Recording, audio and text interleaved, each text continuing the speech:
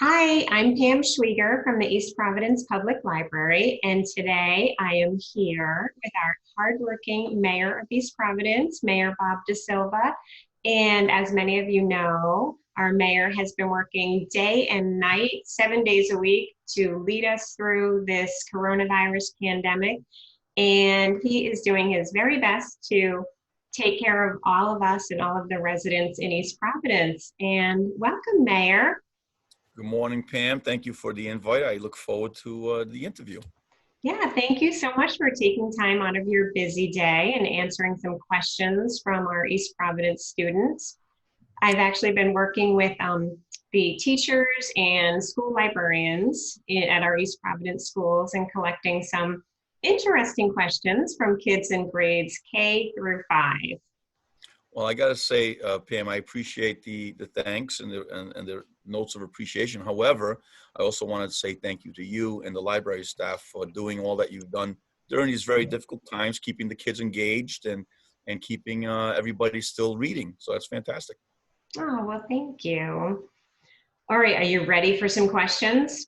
Hard questions. I hear there are hard questions coming up. Yes, go I ahead. know, yeah, some of them. So, all right, we're going to start with a subject that I think is important, and obviously the kids do, and I hope that you do too. We have two questions from two students at Hennessy School, Carter in grade 1 and Mary Jo in kindergarten. And they want to know, what is your favorite food, and do you like to cook outside?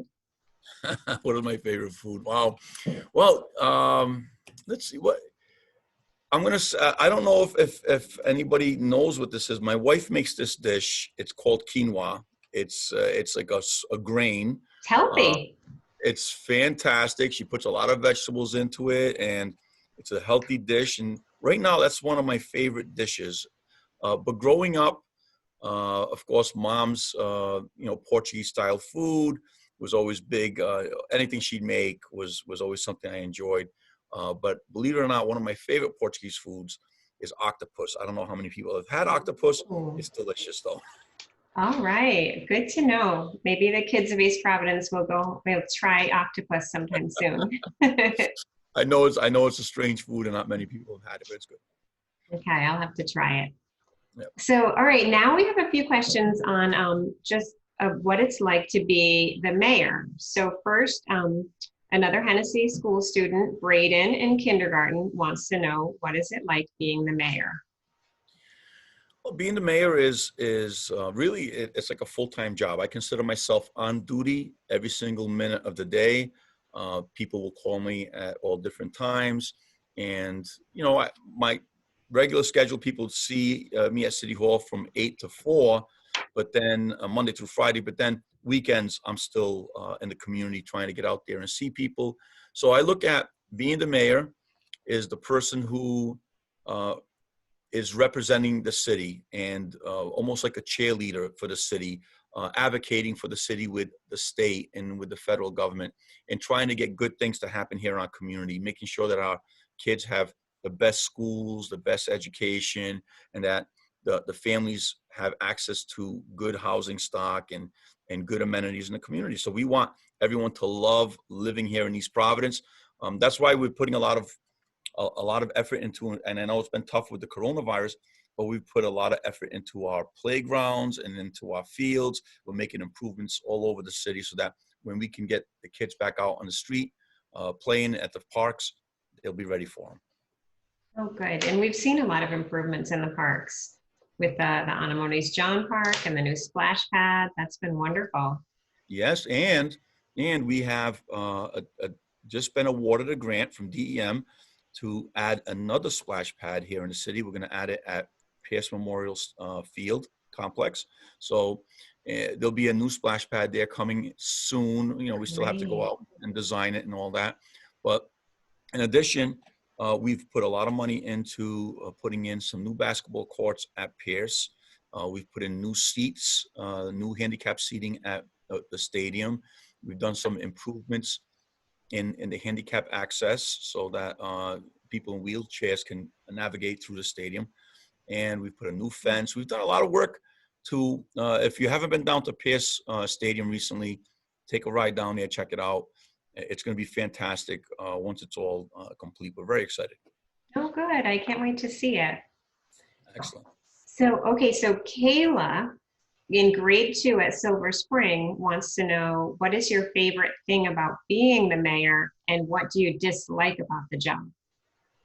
What I love about being mayor is being able to interact with different people in our community. I interact with the CEO who owns the biggest company to the kindergartner at Silver Spring. So I enjoy interacting with everybody. But what I really enjoy about this job is being able to do good things for our community, being able to do something that people will look back and say, wow, that was a great thing that we did. I'm glad we did that.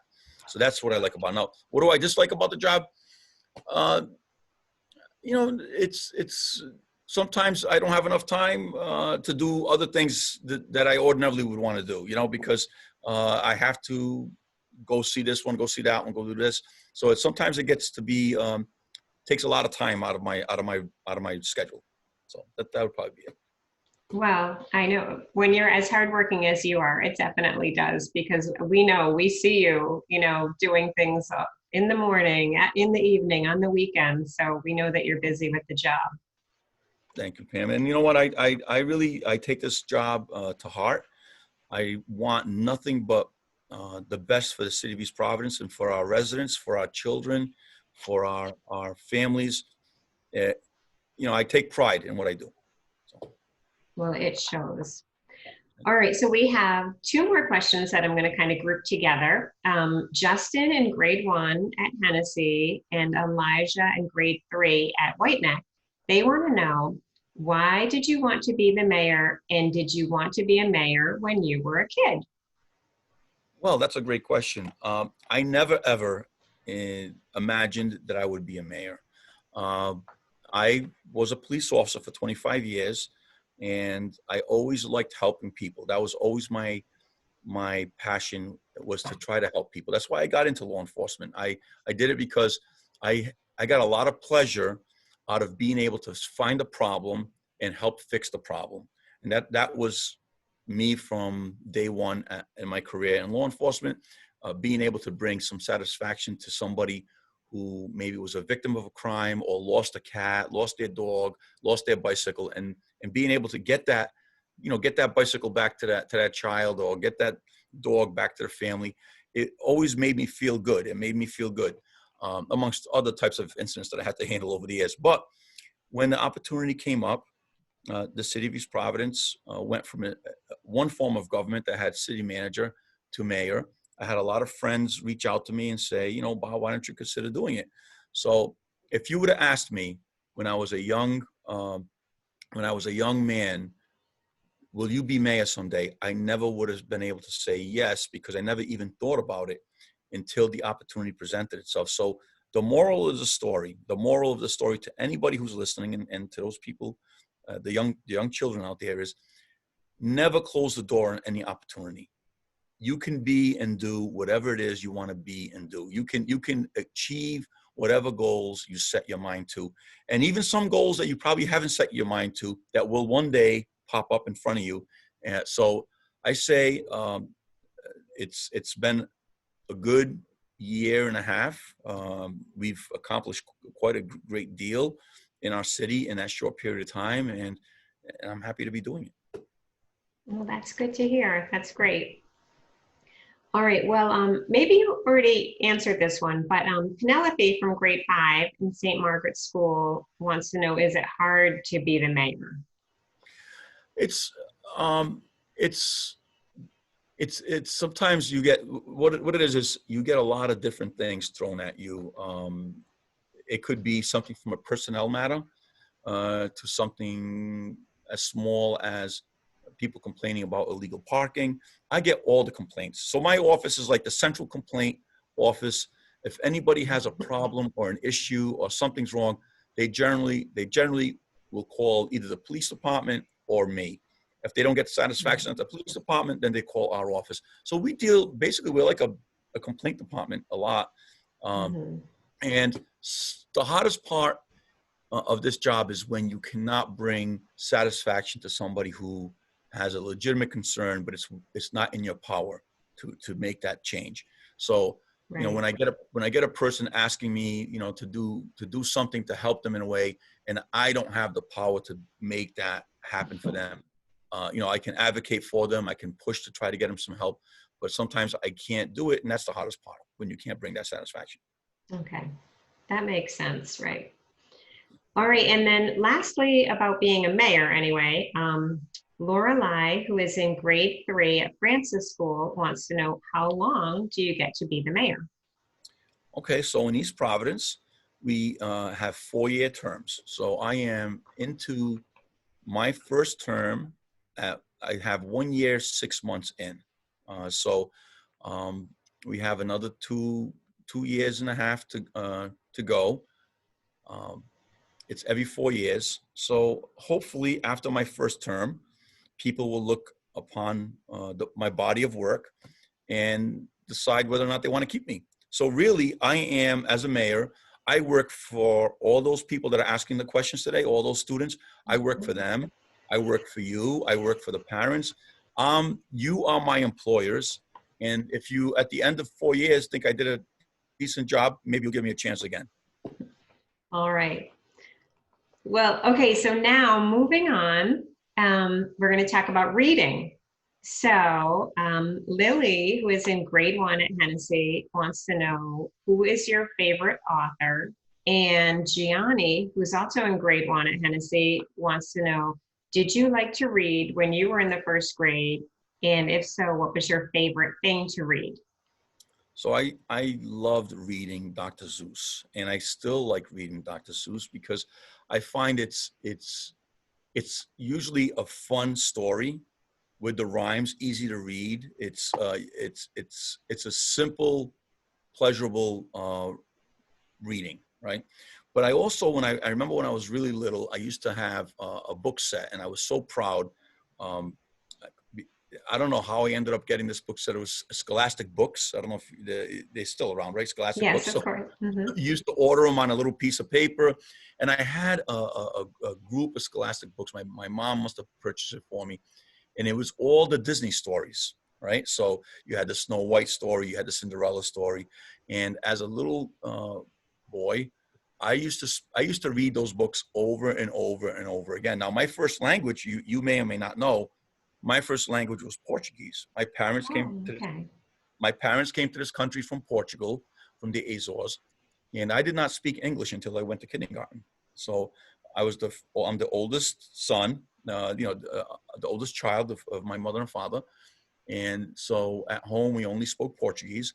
And when I went to school, when I went to kindergarten, I didn't speak a word of English. Didn't speak any English. Wow.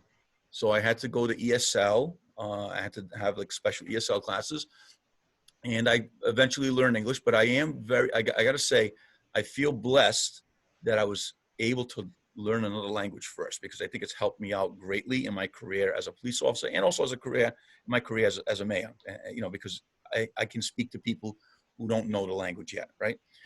But when I started reading was maybe right around first, second grade, when I really started to understand and be able to read.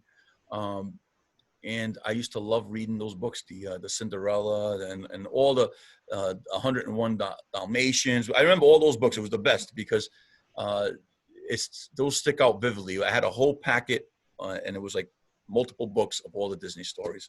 Those were one of the fun ones. Oh, that's so nice to hear. And when you mentioned Scholastic, you know, the kids still have Scholastic book fairs at their schools. So they know exactly what you're talking about. And they know exactly those papers that come home that they look at. It's So that's amazing. It's amazing it's been around that long, isn't it? right. Yeah. It How long? definitely. It goes way back, and it was so thrilling. I used to look like I remember vividly now as we're having this conversation. So it's called coming back. I remember vividly getting those papers and so excited to go home and mark off the books you wanted, and I couldn't wait until the books arrived. Right, Uh, right. so yeah, I'm glad they still have it. I've been to a couple of fairs. It's a little different than what it was back then. It Right. really It not is, now. yeah. Everything's a little different than it was back then, right? That's true. That's true. But okay, all right. So moving on to about East Providence, actually. Ariana, who's in grade 3 at Hennessy, wants to know, did you grow up in East Providence? I actually grew up in Providence. So I grew up in the section of Providence that people call Washington Park. Um, I went to Broad Street Elementary School in Washington Park. Then I went to Roger Williams Middle School. And then I graduated from Central High School. But I spent a couple of years at Classical, and then I ended up transferring to Central. But Okay. yeah, so I grew up there, and then I moved here to East Providence in 1997. Was when I purchased my first home in Kent Heights. And then I got married, and I had two boys. One of them is in college. He goes to Berklee College of Music. He wants to be in the music trade. And the other one is still in 8th grade. Actually, he's going to the high school next year. He's graduating, or not graduating, he's moving on from Martin Middle School, and he will be going to the high school next year. So Oh, we're excited. nice. Yeah. Very nice. So you mentioned Kent Heights. Well, next I have Sebastian, who's in kindergarten at Kent Heights School. Great And school. he actually wants to know about Kent Heights Park. He wants to know if there are any new plans for that park. And he's thinking especially a soccer field and a splash pad. Oh, listen, Sebastian, you know, I love soccer so much. If I could put a soccer field in every corner, I would, but then people have soccer fields everywhere. But I'm glad you asked about that, Sebastian. One of the things that I have planned for Kent Field is that I'd like to level off the area in the back and bring that back as a soccer field. What people may not realize is that Kent Park is built on what used to be a landfill.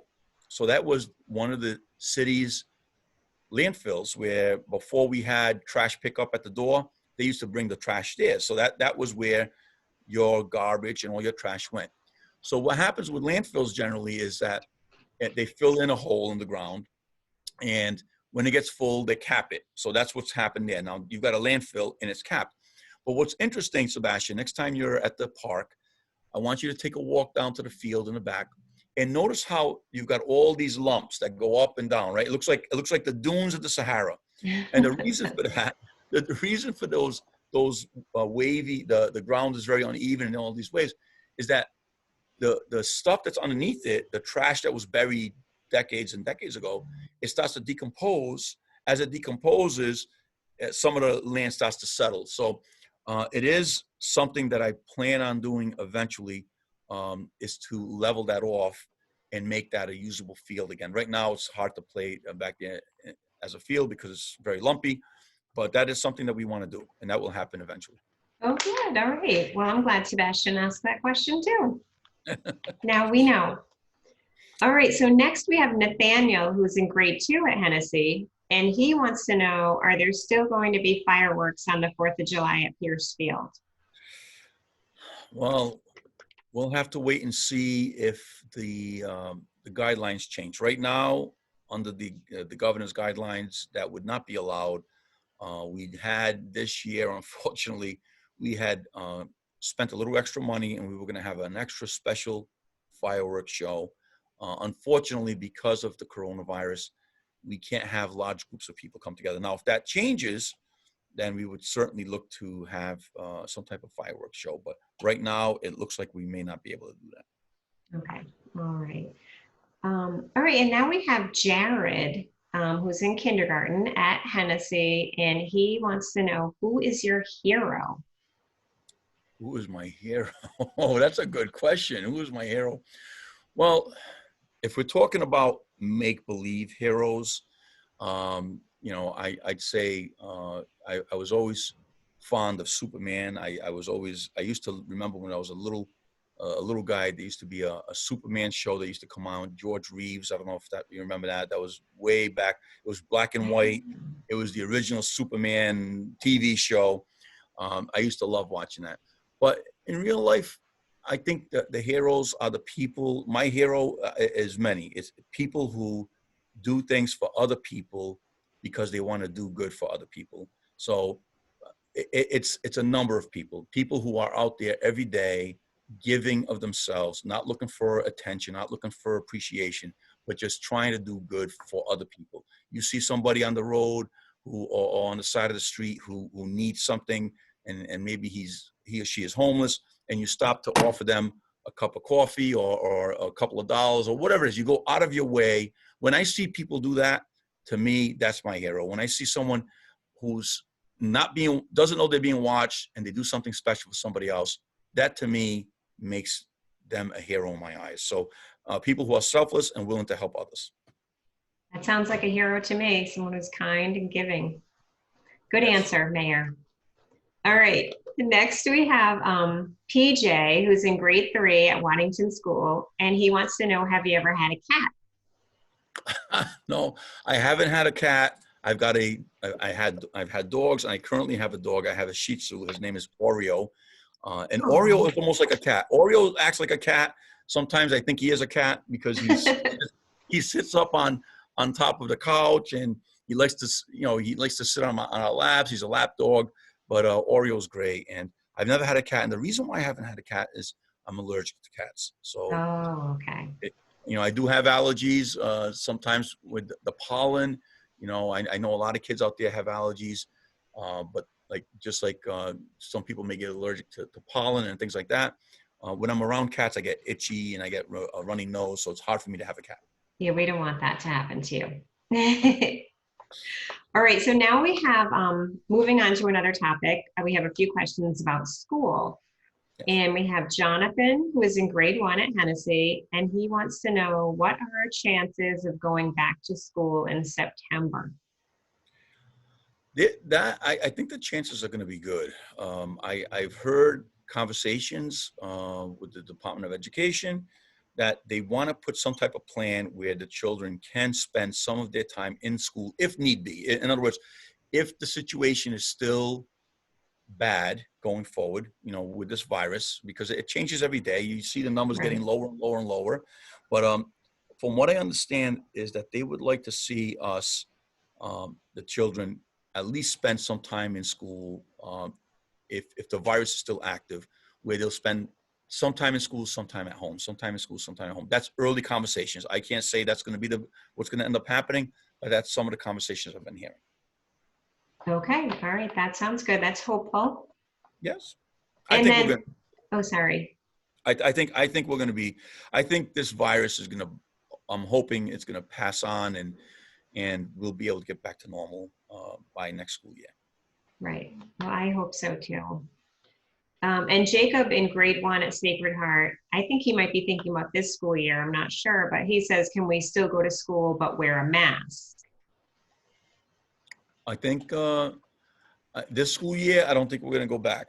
Not this year. I think the school year is pretty much coming to a close soon.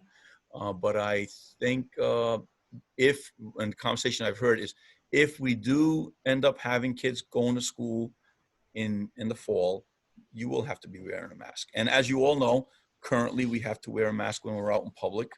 So that would probably be one of the requirements, I would imagine. Right. Okay. I think we're all getting used to that. We are. And you know what? And this is where people get confused. So you don't have, if you're walking down the street by yourself, going for a walk in the neighborhood, just hanging out with your household members, going for a walk, you don't have to have a mask on. Okay. And that's where people get confused. You only have to put a mask on if you're going to be within 6 feet or close to somebody else. If you anticipate you're going to be going into a store and having close contact with people, that's different. But if you're going for a walk, I see a lot of people sometimes going for a walk wearing a mask by themselves. You don't have to do that unless you really want to, but you don't really have to do that. It's not doing anything to protect you or protect anybody else. So. Right. That makes sense. Yeah. All right, so now we have Jackson, who's in grade 5 at Hennessy, and he wants to know, do you think that distance learning has been going smoothly? As far as I can tell, both of my sons, Donovan, who's in college, and Dorian, who's at Martin, had to do distance learning. So they both had to transition quickly at the college level and at the middle school level, and it seems to be going pretty smoothly. In addition, my wife is a school teacher at the Barrington High School, so I got to see it from both sides. I got to see her teaching her classes at home, and my son taking his classes at home. So it was kind of interesting. I got to see both sides, and I think it went well. And I also think that every time a crisis comes up or a crisis happens throughout history, we are very innovative. Human beings are very innovative, and we we are resilient. We see a problem, we try to overcome it. We invent new things. We come up with new ways of doing things. And I think what's going to come out of this whole pandemic is that we've learned to use technology in a way that we never had before. And I think it's going to be integrated in our lives forever. So I agree. I think there are a lot of good things that can come out of this too. And people, we do adapt. And I think the teachers in East Providence are doing an excellent job. they really are. And I give them a lot of credit. They've done a great job. And I think with all that's going on, you know, I feel sad for some of the kids who didn't get to participate in the fall activities, especially for the graduates coming out of high school, didn't get a chance to have some of their high school graduation, you know, what's normally traditional graduation. But I do like that the school went out of the way to do a lot of things to make it still special for them. And they've done a great job. And the other thing we have coming up, which I hope anybody who listens to this is able to participate in, is on June 7th at 11 a.m., a high school senior graduation motorcade will be taking place. It leaves Riverside Middle School. We did post up the whole route of the procession on our Facebook page. And we asked the community to come out and line the parade route, keep your social distance, you know, keep your face mask on, your coverings, keep social distance, but hold up signs congratulating the seniors, you know, wave to them, cheer them on. I think that would really make it a special time for our seniors. We're asking, like I said, the community to come out and be strong. We had a couple of motorcade processions that we held here in the city. We had an Easter one, which was fantastic. Mm-hmm. And we had one for Memorial Day. And it really was, it was bigger and better than I ever could have imagined. And it certainly, I think it uplifted people's spirits. And I think something like this can really be done nicely. So we ask all of you who are listening to mark your calendar, June 7th, which is this Sunday coming up. There'll be a procession, and look up the route. It's on our Facebook page for the city and my personal Facebook page, and be out there to support the seniors. That's great. I think those motorcades really have helped to lift up people's spirits, and I think this one will be wonderful for the seniors. That's very nice. I'm looking forward to it. I think it's going to be great. All right, so now I have two questions specifically about the pandemic and quarantine. We have David in grade 1 at Sacred Heart, and he wants to know, when will COVID-19 stop? And then we have Eric, who's a kindergartner at Francis School, and I'm quoting him. He says, "Ask him if he can stop the quarantine. I'm so mad." I think he speaks for all of us. We're all so mad. I can't wait for this to be over.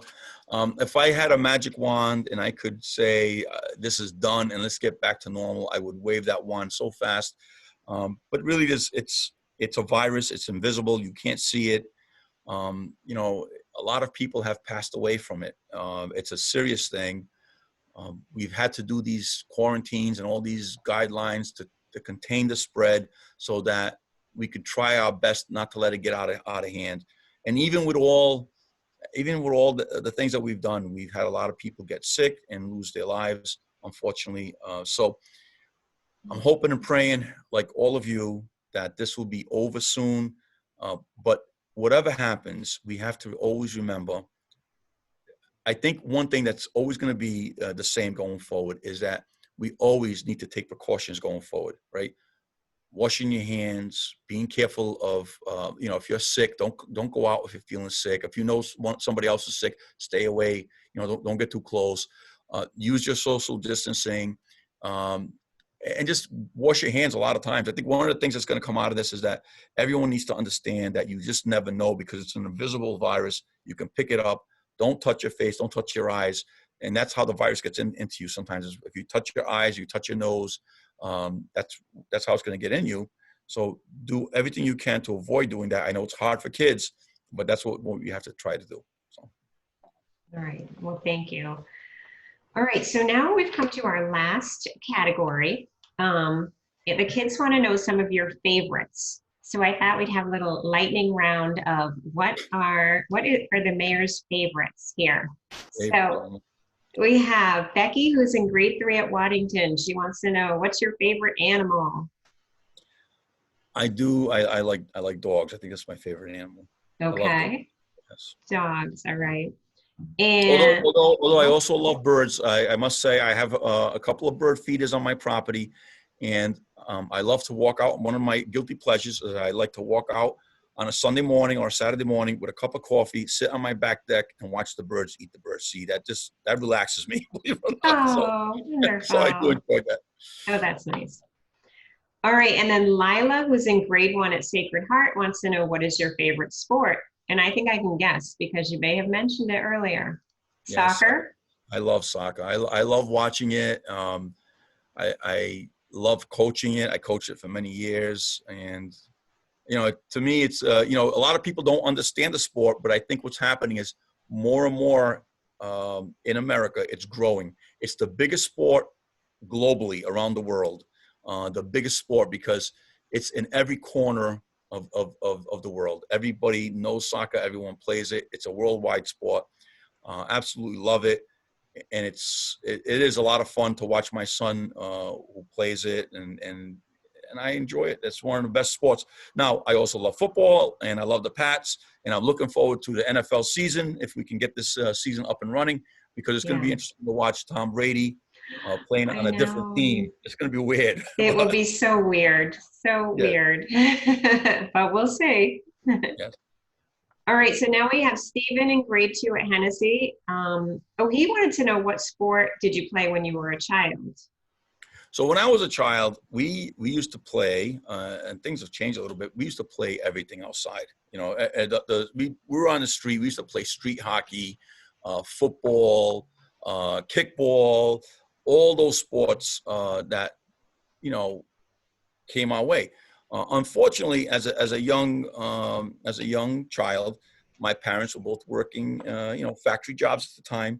I never had the benefit of playing in an organized sports league, but I have to say, I probably had more experience and more fun playing with the local neighborhood because my street was just a bunch of kids, right? And we used to play every sport you could imagine under the sun as a pickup game, and those were fun. So football, I used to love playing football. I used to love playing soccer as a little kid growing up. All right. Sounds like you played lots of different sports. Yes, we did.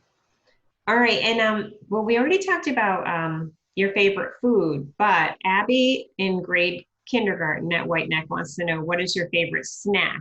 So I felt like that was a little different than your favorite food. Snacks. Well, there's a lot of different. There's a lot. That's my weakness. My snacks. Well, there's a lot of different snacks. But I do love yogurt. Sometimes I'll grab yogurt with some granola in it. That's a good snack. My One of my favorite snacks, believe it or not, is my wife introduced me to this: celery sticks and hummus. So I, I Oh, I I put the celery sticks in the hummus. Like if you get a nice, fresh, crispy celery stick, I can go through like a whole celery stalk with dipping it in the hummus. So that's one of my regular snacks now.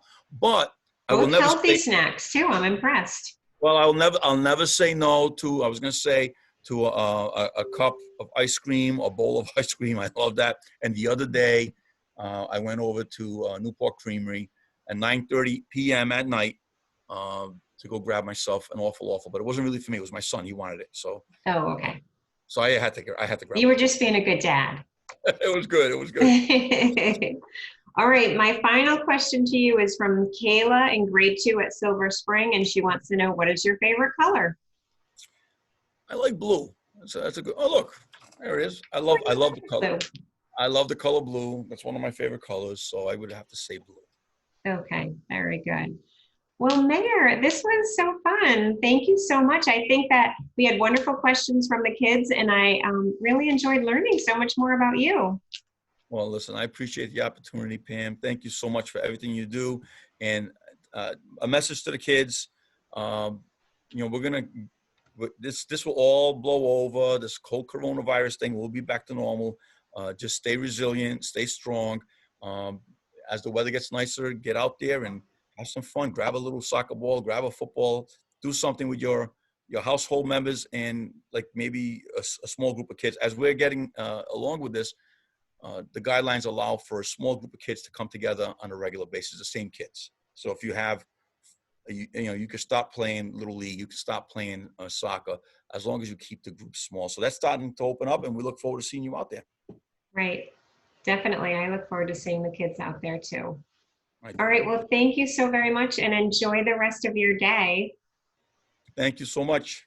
Thank you.